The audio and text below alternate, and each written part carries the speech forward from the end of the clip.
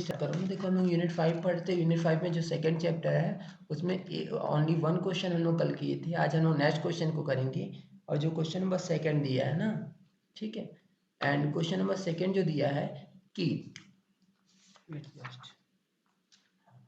वर्षा की एक बूंद, ठीक है, वर्षा की एक बूंद जो स्वतंत्रता पूर्वक गिर रही है, ठीक है, क्या दिया है, वर्षा की एक बूंद जो स्वतंत्रता पूर्वक गिर रही है प्रत्येक क्षण आयतन में एक वृद्धि जो उस क्षण पृष्ठ का लैम्डा गुना है ग्रहण करती है। मतलब क्या है कि जो वर्षा की बूंद है, मतलब पानी की जो बूंद है ऊपर से जो गिर रही है ना, हर समय उसके आयतन में वृद्धि होती है। हर समय अभी कितने की वृद्धि होती है, जो उसका पृष्ठ है उसका लैम्डा गुना की वृद्धि होती है ना, पृष्ठ के लैम्डा गुना की वृद्धि होती है। तो हम लोग को बताना है टी समय पश्चात वेग ज्ञात कीजिए कि टी समय पश्चात कण का वेग क्या होगा तथा टी समय में गिरी हुई दूरी भी ज्ञात करना है कि टी समय में। देखो आपको दो चीज बताना है। पहला तो क्वेश्चन में क्या क्या दिया वो ध्यान दो। क्या है, वर्षा की एक बूंद है जो स्वतंत्रता पूर्वक गिर रही है, इससे हम लोग को कोई मतलब नहीं। यहाँ पे क्या दिया है, ए इंपॉर्टेंट है। क्या दिया है कि प्रत्येक क्षण आयतन में एक वृद्धि होती है। अब आयतन में वृद्धि होती है तो कितना वृद्धि होती है, तो वो भी दिया है। देखो कितना वृद्धि होती है, उस क्षण जो भी उसका पृष्ठ है, ठीक है, उस क्षण जो भी पृष्ठ है उसके लेमडा गुना की वृद्धि होती है, ठीक। और आगे दिया है टी समय पश्चात वेग ज्ञात कीजिए तथा टी समय पश्चात वो कितनी दूरी गिरेगा वो भी हम लोग को ज्ञात करना है। क्वेश्चन क्लियर है यहाँ तक? Yes sir. ओके। अब यहाँ पे दो चीज आपको पहले तो ये पता होना चाहिए कि जो वर्षा की बूंद होती है ना, मतलब जो बारिश की बूंद होती है वो किस शेप में होती है, बताओ किस शेप में होती है।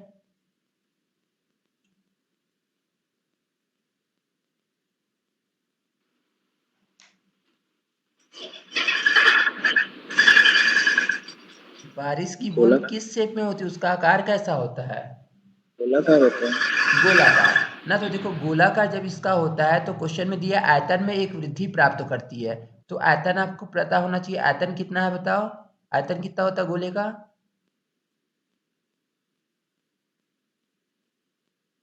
गोले का आयतन कितना होता है?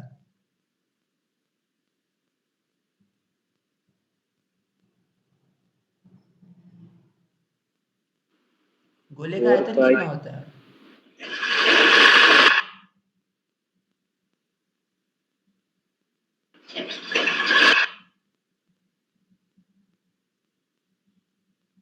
ऐसा चुप हो जाते हो। रहने दो भाई, क्वेश्चन स्टार्ट करो, छोड़ो। देखो हम लोग को यहाँ पे निकालना है कि कण कितना वेग टी समय पश्चात प्राप्त करेगा और टी समय पश्चात उसका कितनी दूरी तय करेगा, ये भी आपको ज्ञात करना है। हम लोग क्या लिखेंगे, सबसे पहले गोले का द्रव्यमान और त्रिज्या ना। तो यहाँ पे क्या लिखा कि माना कि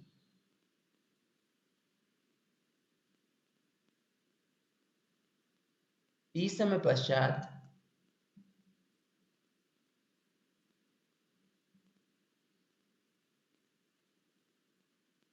बूंद का द्रव्यमान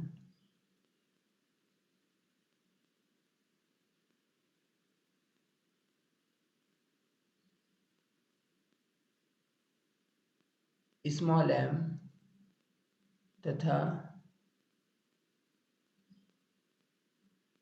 त्रिज्या स्मॉल आर है ना, तथा घनत्व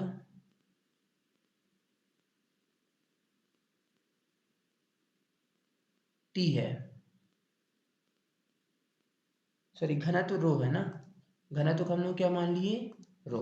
देखो हम लोग जो वर्षा की बूंद है उसके लिए कुछ वैल्यूज जो असाइन होगी उसको हम लोग एज्यूम के लिए क्या माने कि टी समय पश्चात जो बूंद है, ठीक है, सॉरी बूंद जो है उसका द्रव्यमान कितना है, स्मॉल एम, त्रिज्या स्मॉल आर है तथा घनत्व कितना है, रो है। देखो क्वेश्चन के अकॉर्डिंग क्या दिया है कि आयतन में जो वृद्धि है ना, देखो सबसे पहले तो हम लोग अब इसका आयतन निकाल लेते हैं। अगर इतना इतना वैल्यू माने तब बूंद का आयतन क्या होगा, तब बूंद का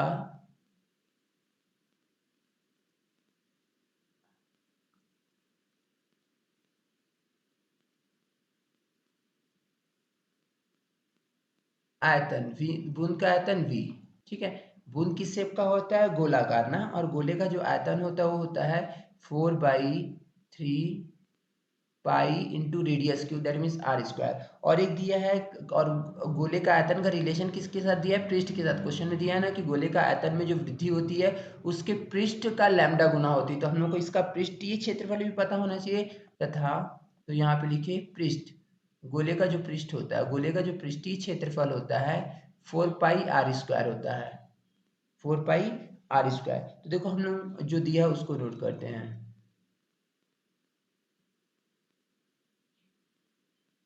आयतन में वृद्धि,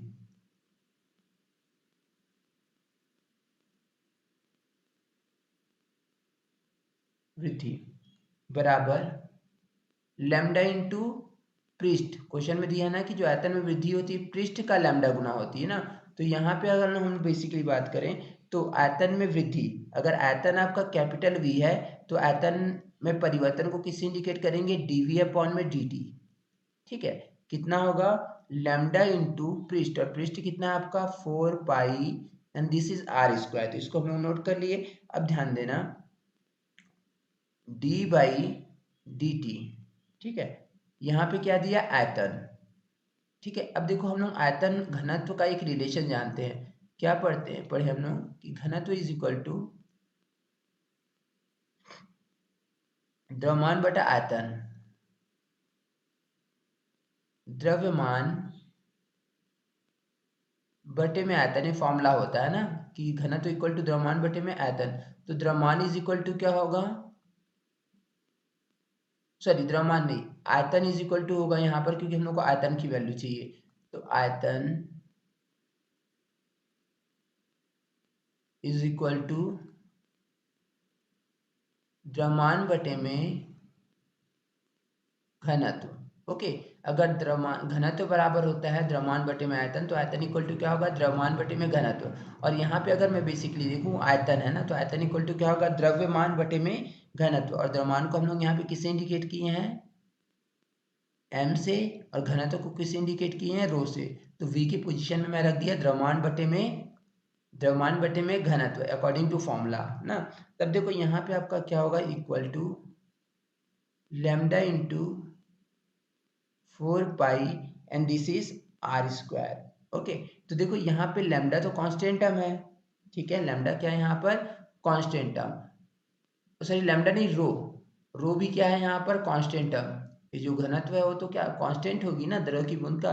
तो इसको आप क्रॉस मल्टीप्लाई कर लो किसका, क्योंकि इसका तो डिफरेंशिएशन का कोई इफेक्ट नहीं पड़ेगा, तो यहाँ पे आपको बचेगा dm/dt इज इक्वल टू, ठीक है, dm/dt is equal to 4/3,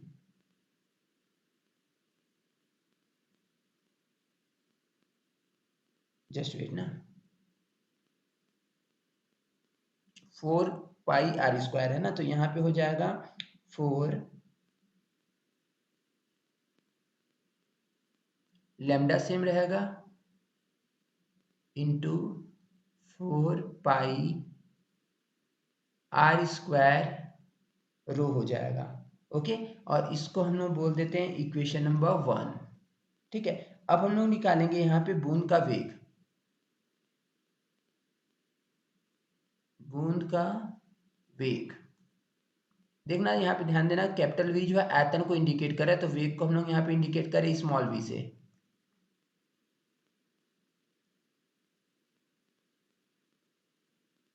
v is equal to होगा dx/dt, मतलब वही डिस्प्लेसमेंट में जो टाइम के साथ परिवर्तन होगा, तो x अगर डिस्प्लेस होता है तो dx/में क्या हो जाएगा यहाँ पे? dt ना। अब हम लोग निकालेंगे बूंद का द्रव्यमान, बूंद का द्रव्यमान, ठीक है, और द्रव्यमान बराबर क्या होगा यहाँ पे? m से इंडिकेट करेंगे बेसिकली। ध्यान देना, अभी अभी आप लोग पढ़े हो कि आयतन बराबर क्या होता है? द्रव्यमान बटे में घनत्व। तो द्रव्यमान बराबर क्या होगा? आयतन इंटू घनत्व हो जाएगा, तो हम लोग लिखे यहाँ पे इक्वल टू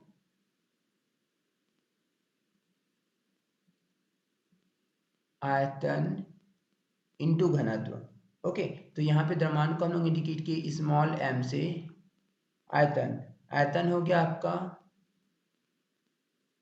4/3 पाई r³ और घनत्व है आपका रो, तो हम लोग इसको रो लिख दिए। ओके, देन क्या होगा, यहाँ पे आप इसको डिफ्रेंशिएट कर दो टी के रेस्पेक्ट में, तो यहाँ पे क्या होगा,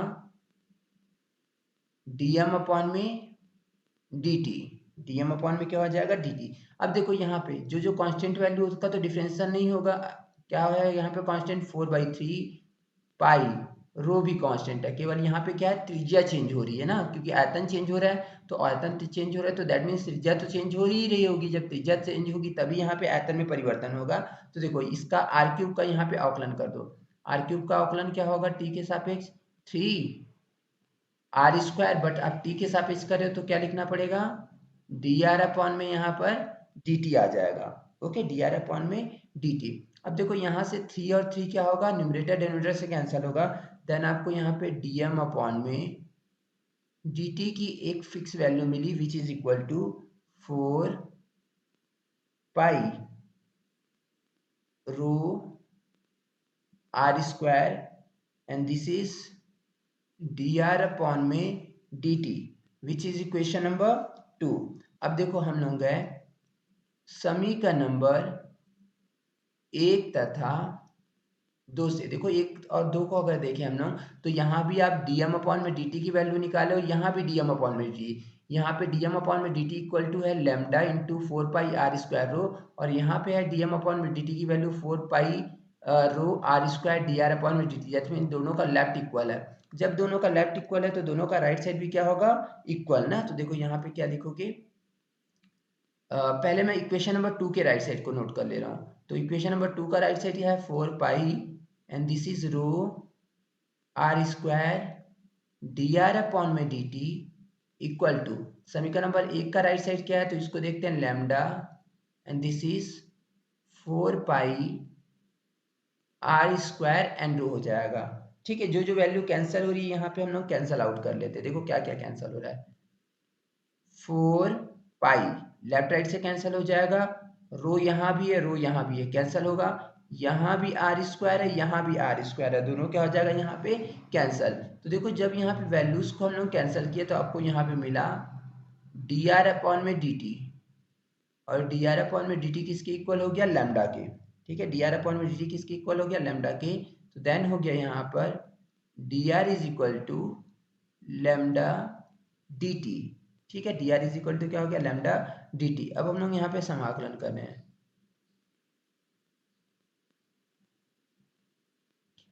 समाकलन करने पर r dr है ना, इसका जब समाकलन करोगे तो आपको देखो यहाँ पे एक बार लिख ही दे रहा हूँ, क्या होगा यहाँ पे dr इंटीग्रेशन साइन के साथ dr is equal to right side में क्या लिखोगे यहाँ पे लैम्डा dt प्लस एक कांस्टेंट ऐड करोगे, और कांस्टेंट को मैं यहाँ पे बोला c। ठीक है, तो देखो यहाँ तक कोई डाउट है, नो सर। ओके जल्दी स्क्रीनशॉट लो,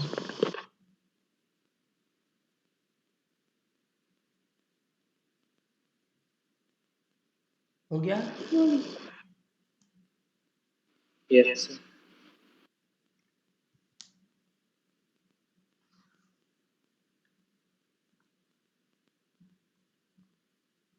समाकलन करो ना, dr इसका समाकलन हो जाएगा तो क्या मिलेगा r, यहाँ पे लैम्डा होगा, और dt इसका समाकलन होगा तो क्या होगा t प्लस एक कांस्टेंट क्या हो जाएगा यहाँ पे c which is equal to equation number 3। Okay, प्रारंभ में अब हम लोग कंडीशन यहाँ पे क्योंकि c की वैल्यू चाहिए, कांस्टेंट c की वैल्यू ना, तो हम लोग प्रारंभ की बात करते हैं। प्रारंभ में, प्रारंभ में देखो टाइम, टाइम की वैल्यू क्या होगी यहाँ पर 0। ठीक है, जब टाइम की वैल्यू 0 होगी तो रे आर, आर की वैल्यू क्या हो जाएगी ए, रेडियस कितना हम लोग एक पर्टिकुलर रेडियस मान लिए जो कि क्या है ए। ठीक है, तो इस कंडीशन पे देखो आपको वैल्यू क्या मिलेगी, समीकरण नंबर 3 से आर, आर की पोजीशन पे क्या आ जाएगा ए, कब, जब टाइम की वैल्यू 0 हो, तो यहाँ पे हो जाएगा आपका 0, क्योंकि यहाँ पे टी की वैल्यू 0 रखोगे ना, टी की वैल्यू 0 रखोगे तो 0 हो जाएगा, प्लस क्या बचेगा सी। तो दैट मीन्स यहाँ पे आपको पता चला कि जो सी की वैल्यू है वो कितनी है ए। जब सी की वैल्यू ए हो गई तो समीकरण नंबर 3 में सी का मान रख दो,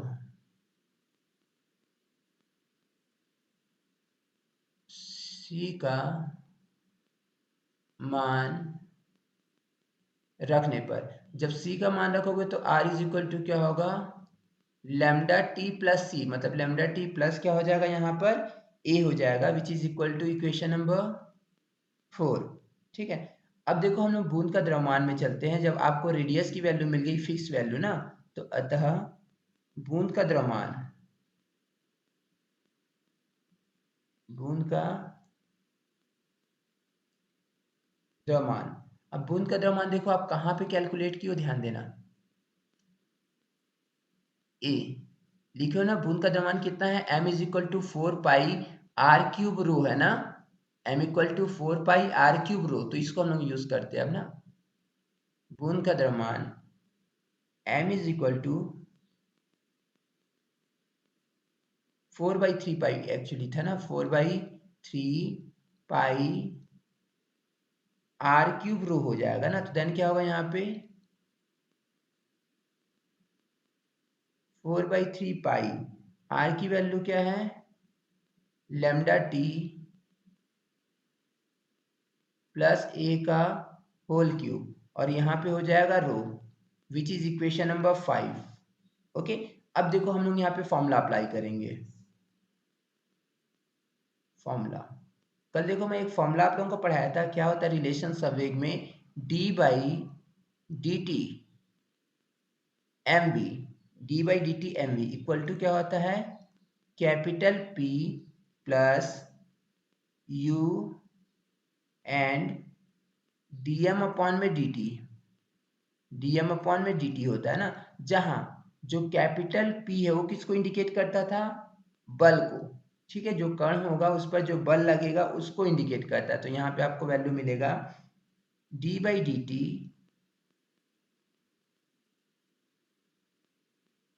mv। Okay, d/dt mv equal to, देखो अब यहाँ पे हम लोग का कण क्या है बताओ, द्रव की बूंद है, मतलब वही बारिश की बूंद ना। अब बारिश की बूंद का यहाँ पे कौन सा बल लगेगा, नीचे साइड आ रही है तो एक ही बल लगेगा, जो कि क्या होगा mg, मतलब उसका भार ना, तो यहाँ पे बल की वैल्यू क्या हो जाएगी mg, तो हम लोग यहाँ पे mg रख दिए प्लस, ठीक है, u किसको इंडिकेट करता है इस फॉर्मूला में, प्रारंभिक वेग, और प्रारंभिक वेग क्या होगा 0, तो इसके कारण पूरी वैल्यू क्या हो जाएगी यहाँ पर 0 हो जाएगी ना। तो देखो यहाँ पे क्या लिख दिया मैं कि, या फिर एक मिनट रुक जाओ, ए है dm अपॉन में dt ना, तो ऐसा करो u, अच्छा चलो ठीक है ना, 0 डायरेक्ट कर देते हैं। देखो सिंस बल कैपिटल P बराबर क्या होगा यहाँ पर mg, और प्रारंभिक वेग, प्रारंभिक वेग, यहाँ पे प्रारंभिक वेग u है ना, तो u की वैल्यू क्या हो गई 0, जब u की वैल्यू 0 होगी तो मल्टीप्लाई करोगे तो टोटल वैल्यू क्या हो जाएगी 0 ना, तो इसलिए हम लोग डायरेक्ट लिख दिए हैं। अब देखो क्या होगा,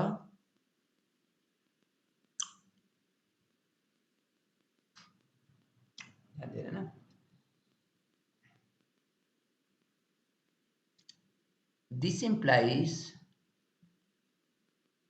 d/dt, m की वैल्यू रखते हैं, m की वैल्यू देखो यहाँ पे आपको इक्वेशन नंबर 5 में पता है क्या है, 4/3 लैम्डा टी प्लस a का होल क्यूब और रो है ना।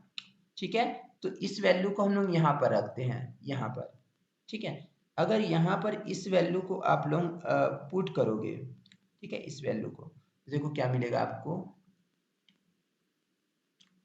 m की वैल्यू है 4/3 pi and this is lambda T plus ए का होल क्यूब रो हो जाएगा।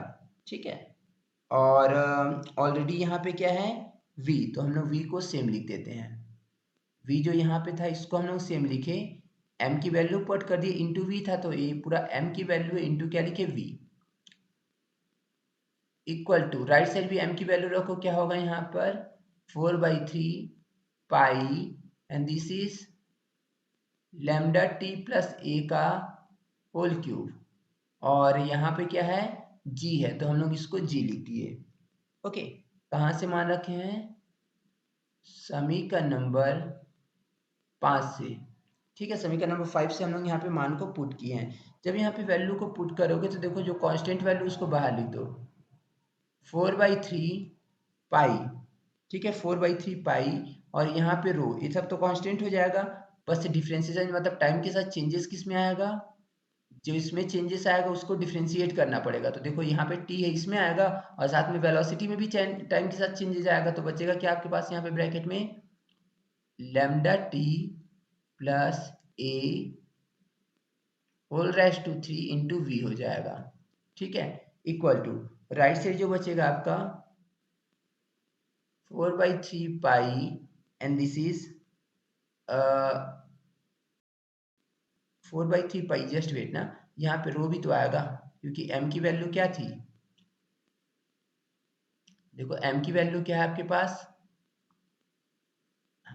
m की वैल्यू है आपके पास यहाँ पर 4/3 पाई आर क्यूब, रो भी है ना, तो देखो मैंने यहाँ पे रखा नहीं, 4/3 पाई, और m की वैल्यू इतना है। अच्छा, यहाँ पे भी तो m की वैल्यू निकाले हो, क्या है, 4/3 पाई, r की वैल्यू हम लोग लेमडा टी प्लस ए का होल क्यूब रखे है ना, इंटू क्या होगा यहाँ पर रो, तो रो भी रहेगा यहाँ पर, और उसके बाद जी आएगा। तो यहाँ पे क्या लिखोगे, 4 पाई लेमडा टी प्लस ए का होल क्यूब, और यहाँ पर रो होगा, देन क्या होगा यहाँ पर जी आ जाएगा। ओके ना, जो जो वैल्यू कैंसिल आउट हो रही है कैंसिल कर दो, 4/3 पाई 4/3 पाई दोनों तरफ से क्या हो जाएगा, कैंसिल।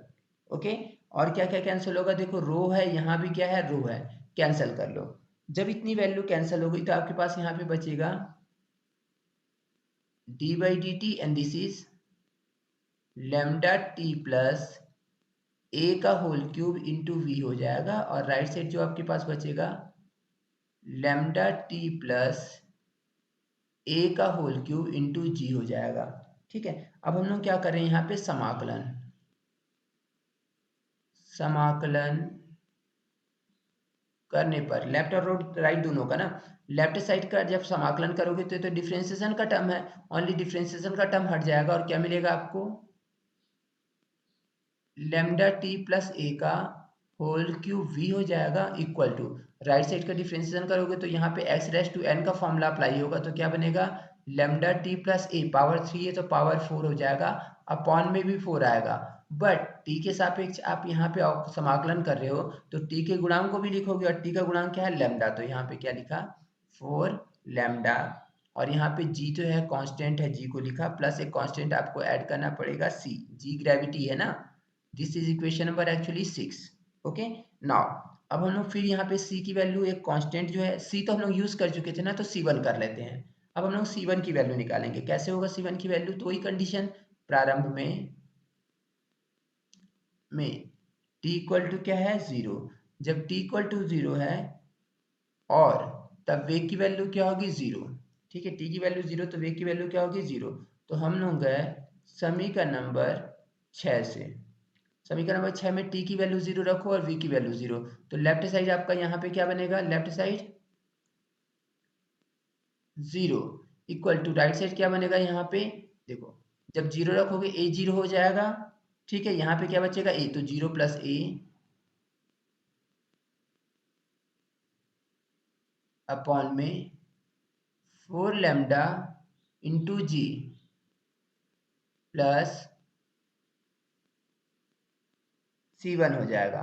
ओके, देन देखो 0 इक्वल टू, यहाँ पे जब सिंप्लीफाई करोगे तो a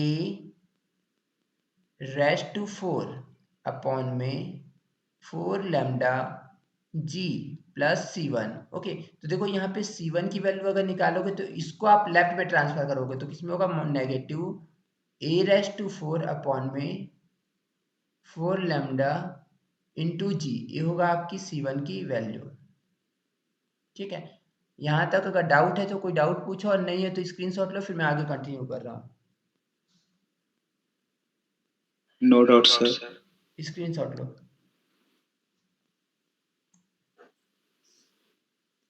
ले लिए। अब देखो, अब हम लोग क्या करेंगे, ये जो C है इसके मान को कहाँ पर रखेंगे, यहाँ पर C1 के मान को यहाँ पर। ठीक है, तो देखो हम लोग इसको सेम लिख लेते हैं क्योंकि इसी में रखना है।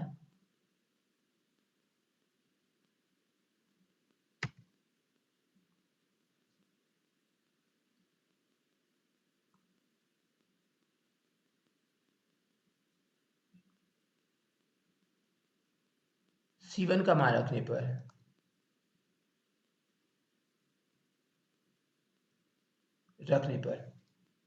C1 का अगर मान रखोगे यहाँ पर देन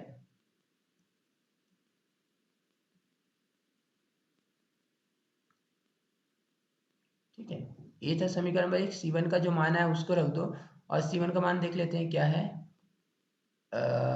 माइनस a⁴ अपॉन में 4 लैम्डा g ना, तो इसकी वैल्यू रख देते हैं माइनस a⁴ अपॉन में 4 लैम्डा इंटू जी। ठीक है, C1 की वैल्यू रख दिए ना। जब C1 की वैल्यू यहाँ पे रखे तब हम लोग इसको यहाँ पे सिंप्लीफाई करेंगे, तो देन क्या मिलेगा आपको यहाँ पे lambda T plus A whole raise to 3 and क्या होगा यहाँ पर v। Okay, equal to arrange कर लेते हैं पहले ना। अगर यहाँ पे इसको आप अरेंज करोगे देन देखो यहाँ पे g अपॉन में 4 लैम्डा कांस्टेंट है और g अपॉन में 4 लैम्डा तो सभी में ना, तो क्यों ना हम लोग g अपॉन में 4 लैम्डा को कॉमन ले लें। ठीक है, g अपॉन में 4 लैम्डा को जब कॉमन लो गया तो यहाँ पे जो आपके पास वैल्यू बचेगी क्या बचेगी, lambda T plus A whole raise to 4 minus यहाँ पे भी क्या बचेगा आपका a⁴ बचेगा। ओके, देन क्या करो आप लोग v is equal to g upon में 4 लैम्डा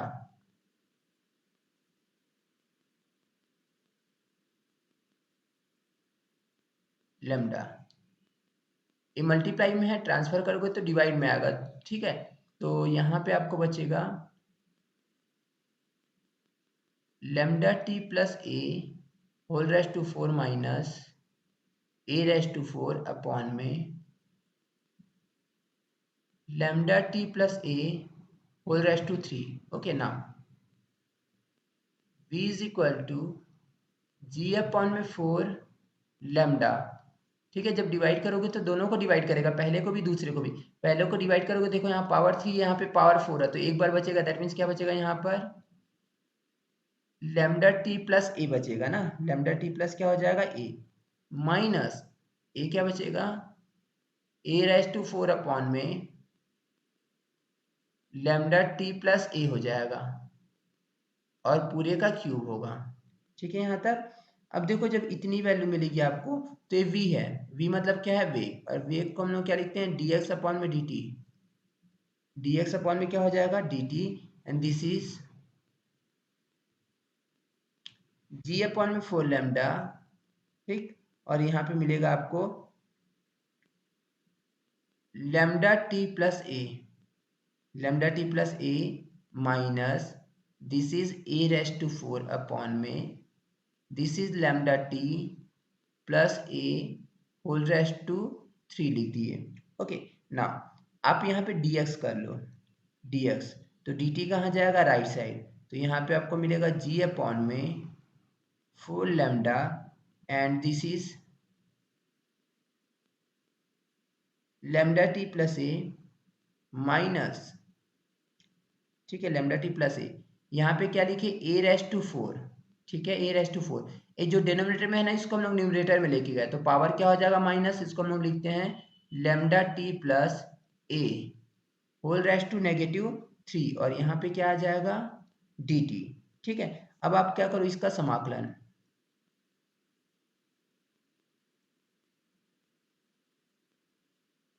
करने पर। ओके, जब यहाँ पे हम लोग इसका समाकलन करोगे, इसका समाकलन करोगे तो लेफ्ट साइड का समाकलन क्या मिल जाएगा आपको x हो जाएगा। राइट साइड में आओगे तो यहाँ पे मिलेगा आपको g अपॉन में 4 लैम्डा। ठीक है, g अपॉन में 4 लैम्डा। अब देखो t के सापेक्ष समाकलन करें तो लीनियर पावर है, मतलब x बन गया, और x का समाकलन क्या होता है बताओ x raise to n plus one, मतलब एक्स रेस टू एन अगर होता है तो एन प्लस वन अपॉन में एन प्लस वन, तो यहाँ पे अगर इस पूरे को एक्स बोलोगे तो पावर वन है, तो कितना बनेगा लैम्डा टी प्लस ए का होल स्क्वायर अपॉन में भी टू आएगा, ठीक है। बट टी के रेस्पेक्ट में समाकलन करें तो इसके गुणांक को भी लिखना पड़ेगा, जिसको मैं लैम्डा लिखा, माइनस यहाँ भी सेम वही पावर एन वाला फॉर्मूला अप्लाई करोगे तो एन की पोजीशन में -3 है, तो this becomes a raised to 4 and this is lambda t plus a raised to -3 plus 1 upon में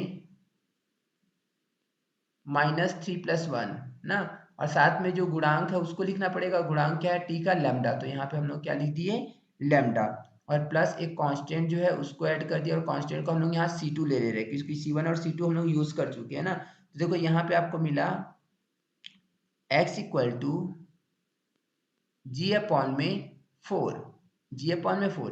अब एक चीज फोकस करना, देखो यहाँ भी डिनोमिनेटर में लैम्डा है, यहाँ भी डिनोमिनेटर में क्या है लैम्डा है, ठीक है। आप क्या करो दोनों में से यहाँ पे लैम्डा को कॉमन ले लो, दोनों में से क्या करो लैम्डा को कॉमन, या फिर दोनों में से देखो 2 लैम्डा कॉमन दिखेगा, क्यों, ये -3 है प्लस 1, और -3 प्लस 1 कितना बनेगा -2 बनेगा, ठीक है। -2 माइनस को हम लोग यहाँ लिख देंगे तो ये प्लस हो जाएगा, यहाँ से 2 लैम्डा कॉमन हो जाएगा, यहाँ से भी 2 लैम्डा, तो बाहर कितना बन जाएगा 4 ऑलरेडी था 4 लैम्डा, और 2 लैम्डा से और मल्टीप्लाई करोगे तो कितना मिल जाएगा 8 लैम्डा का स्क्वायर, ओके 8 लैम्डा का स्क्वायर, और यहाँ पे आपको मिल जाएगा लैम्डा टी प्लस ए का होल स्क्वायर। अब देखो यहाँ जो -2 आया था, -2 लैम्डा तो कॉमन लिए, माइनस को यहाँ लिख दे, तो माइनस माइनस क्या बन जाएगा प्लस, तो यहाँ पे प्लस लिखे a रेस टू 4, ठीक है, डिवाइडेड बाई, अब ध्यान देना यहाँ पे जब इसको सिंप्लीफाई करोगे तो lambda T plus a raise to -2 होगा, और इसको जब आप नीचे लेके आओगे तो यहाँ पे क्या मिलेगा आपको lambda T plus a raise to 2 and plus होगा यहाँ पर C2, क्लियर है पॉइंट। Yes, sir. अब हम लोग यहाँ पे किसकी वैल्यू निकालेंगे कांस्टेंट C2 की वैल्यू, तो इसके लिए हम लोग इक्वेशन नंबर 7 एज्यूम किए इसको, और फिर वही कंडीशन लिखा है, लिखे कि जब टाइम की वैल्यू 0 होगी, जब टाइम की वैल्यू क्या होगी 0, तब डिस्प्लेसमेंट की वैल्यू भी क्या होगी 0, क्योंकि जब कण टाइम की वैल्यू 0 मतलब स्थिर अवस्था में, तो उस समय तो कोई डिस्प्लेसमेंट होगा ही नहीं, तो s की वैल्यू 0 लोगे तब समीकरण नंबर 7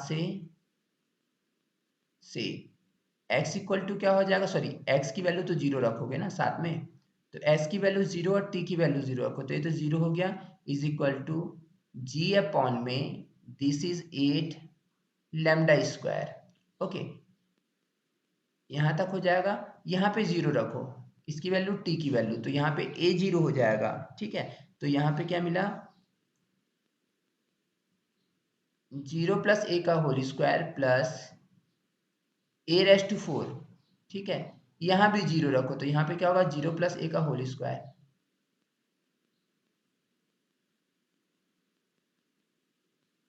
प्लस होगा C2, 0 is equal to g upon में 8 lambda square a square plus, देखो अब ध्यान देना यहाँ पे a raise to 4 divided by a का स्क्वायर करोगे तो a रेस टू कितना बचेगा 2, तो यहाँ पे लिखा a raise to 2 plus C2, okay, और सिंप्लीफाई करो तो देखो a स्क्वायर इंटू, देखो एक लाइन लिख लेते हैं g अपॉन में 8 lambda square into 2a square plus C2, 2 1 जा 2, 2 4 जा 8 हो जाएगा, तो C2 की वैल्यू जब इसको आप ट्रांसफर करोगे तो नेगेटिव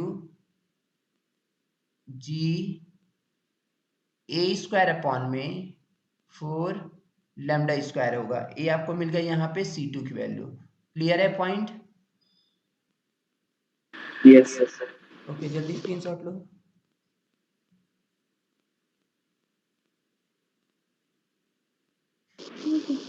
हो गया। ले अब लिए। देखो इस मान को हम लोग कहाँ पर रखेंगे समीकरण नंबर 7 में,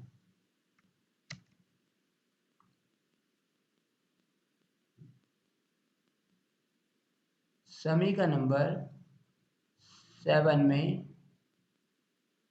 C2, C2 है ना, ओके C2 का मान रखने पर। ठीक है, समीकरण नंबर 7 में हम लोग क्या करें, C2 का मान। तो चलो समीकरण नंबर 7 को पहले देख लेते हैं क्या है। देखो ये था हम लोग का समीकरण नंबर 7। ठीक है, यहाँ पे C2 की वैल्यू रख दो, तो C2 को मैं रेज करके C2 की वैल्यू रख रहा हूँ, और C2 की वैल्यू देखो आपको क्या है, माइनस GA²। ठीक है, क्या है, माइनस GA² अपॉन में 4 लैम्डा स्क्वायर।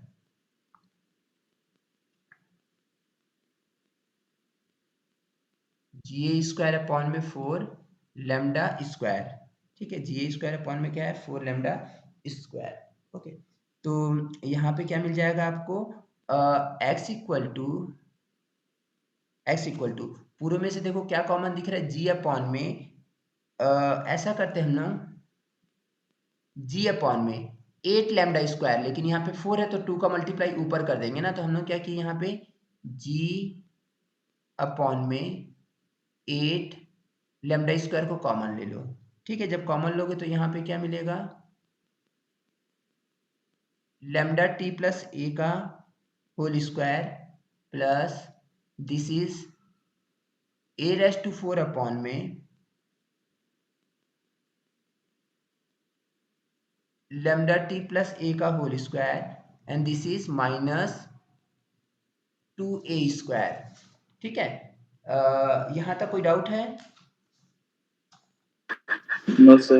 ओके, तो और चलो यहाँ पे सिंप्लीफाई करते हैं, तो x इक्वल टू क्या मिल जाएगा आपको, g अपॉन में दिस इज 8 लैम्डा का स्क्वायर ना, यहाँ पर ध्यान दो, इसको हम लोग देखो क्या लिख सकते हैं, ध्यान देना थोड़ा सा, लैम्डा टी प्लस ए का होल स्क्वायर ना, प्लस इसको अगर मैं ऐसा लिख,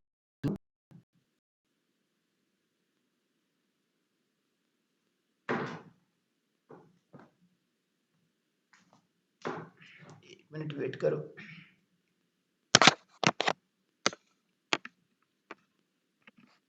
तो देखो इसको हम लोग क्या लिखते हैं, अगर एक मिनट ना, सिस्टम हैंग कर रहा है।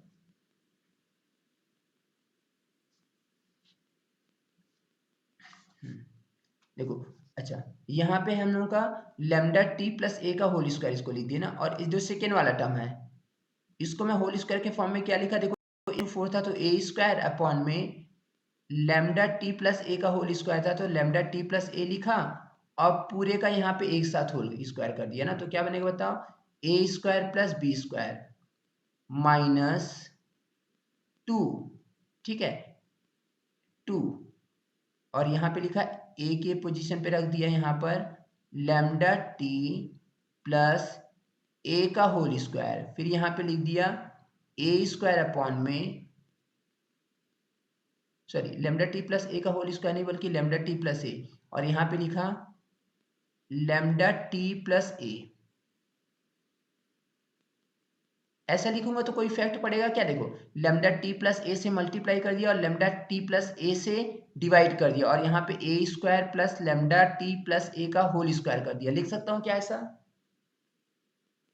Yes sir. देखो ऐसा करने से क्या बन जाएगा, देखो ए बन गया आपका a² plus b² minus 2ab हो गया, देखो a² plus b² minus 2ab बन गया ना, और a² plus b² minus 2ab क्या होता है, a माइनस b का होल स्क्वायर, तो इसको आप लिख सकते हो g अपॉन में this is 4 lambda square, a की वैल्यू है आपके पास lambda t plus A minus b के पोजिशन पे वैल्यू है a² अपॉन में लैम्डा टी प्लस ए, और इस पूरे का मैं लिख दिया होल स्क्वायर।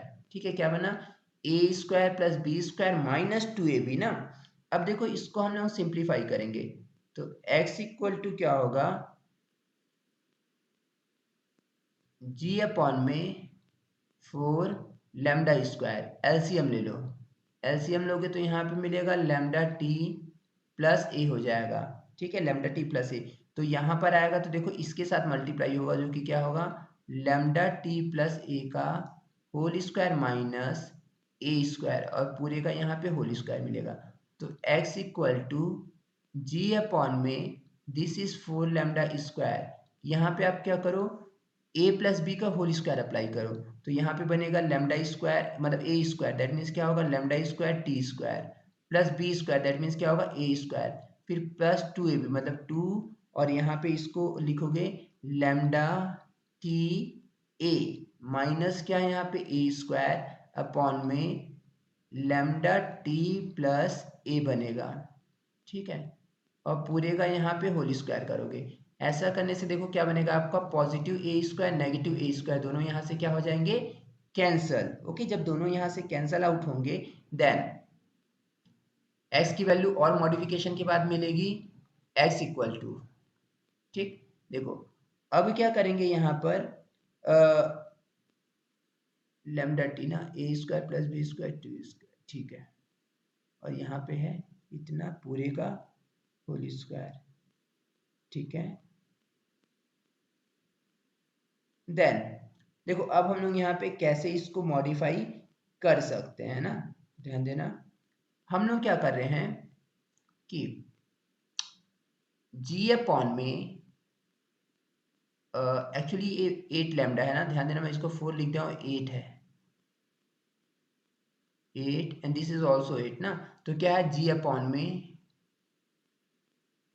8 लैम्डा स्क्वायर, ठीक, यहां से लैम्डा टी कॉमन ले लो न्यूमरेटर से, लैम्डा टी कॉमन करो, तो यहाँ पे आपके पास बचेगा first term lambda T plus lambda T common लोगे तो यहाँ पे क्या बचेगा 2a,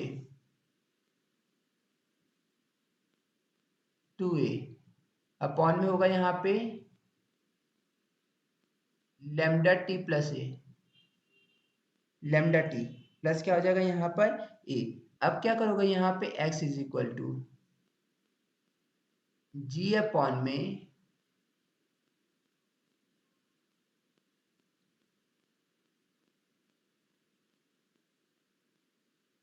एट लैम्डा स्क्वायर, पूरे का होल स्क्वायर था ना, अब क्या करो लैम्डा टी को अलग लिख लो, तो होल स्क्वायर के कारण स्क्वायर भी लगेगा, तो यहाँ पे आपको मिलेगा lambda square and this is T square, lambda T plus 2a का होल स्क्वायर अपॉन में लैम्डा टी प्लस ए का होल स्क्वायर, मैं अलग अलग कर लिया सभी को पावर को ना, तो ऐसा करूंगा तो देखो यहाँ पे लैम्डा स्क्वायर क्या हो जाएगा कैंसल, जब लैम्डा स्क्वायर कैंसल होगा तो x की वैल्यू आपको मिलेगी जी टी स्क्वायर बाई 8, ठीक है, जी टी स्क्वायर बाई 8, और यहाँ पे होगा लैम्डा टी प्लस 2a का होल स्क्वायर अपॉन में लैम्डा टी प्लस ए का स्क्वायर, ये होगी आपकी x की फाइनल वैल्यू। तो देखो यहां तक कोई डाउट है,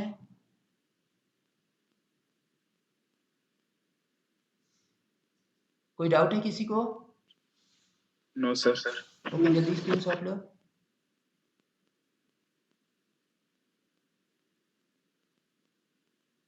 डन। Yes sir.